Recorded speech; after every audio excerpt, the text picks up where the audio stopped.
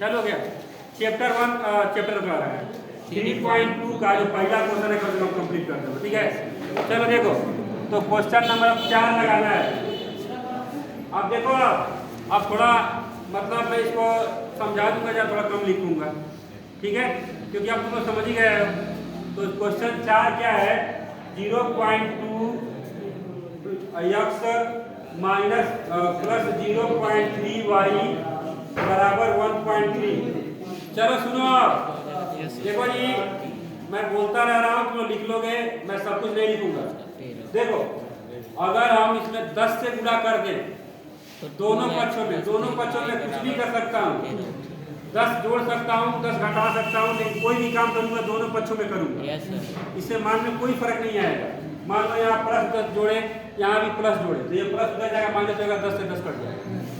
तो मैं दोनों पक्षों में 10 से गुणा करूंगा, इसको 10 से गुणा करूंगा तो ये क्या हो जाएगा 2, इसको 10 से गुणा करूंगा तो 3y, और इसका 10 से गुणा करूंगा तो समीकरण 1।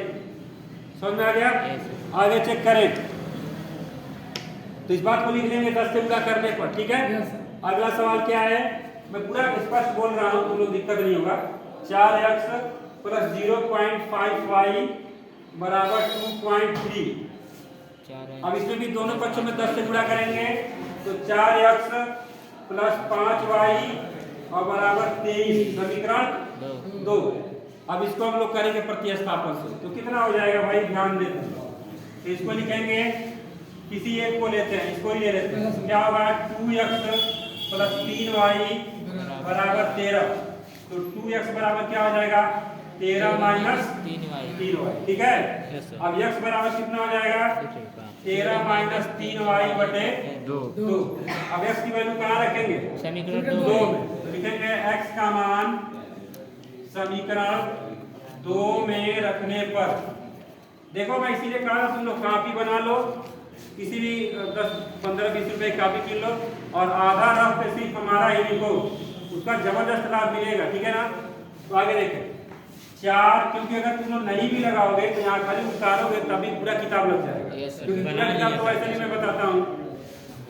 x लिखेंगे 13 माइनस 3y बटे 2 प्लस 5y प्लस 23, यहाँ 2 दूना 13 दूना 26 होगा, और 3 दूना और प्लस बराबर।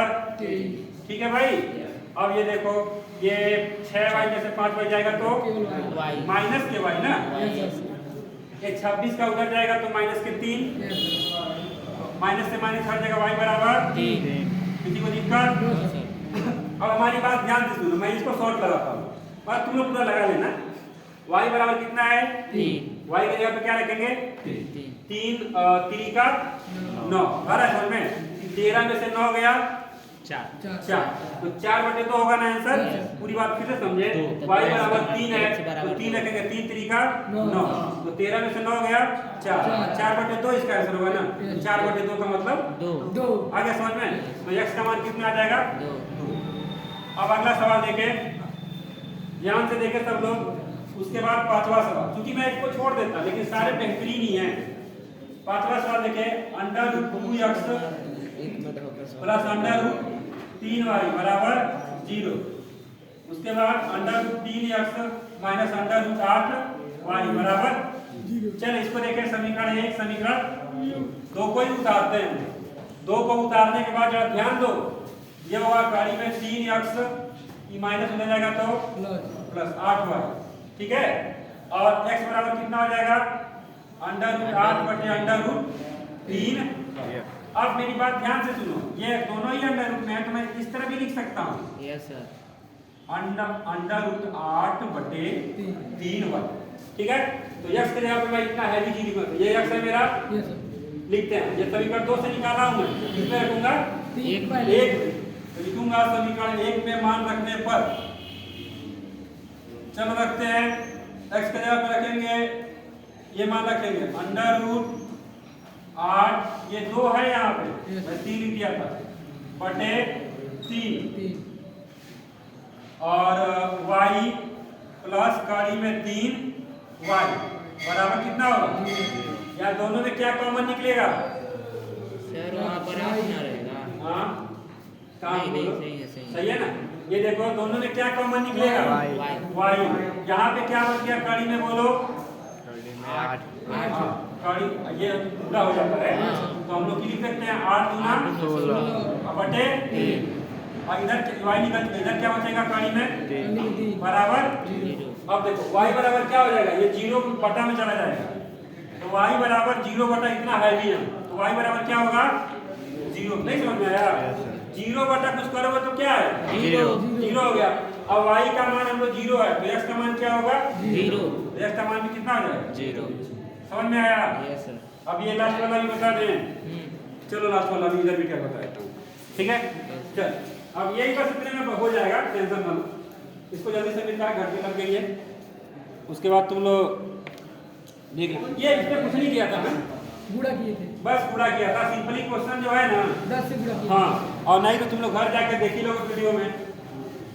कोई इतना पढ़ रही हैं हम लोग, इतना समय लगन चल रहा है। चलो कोई टेंशन ना लो। 3/2x minus 5y।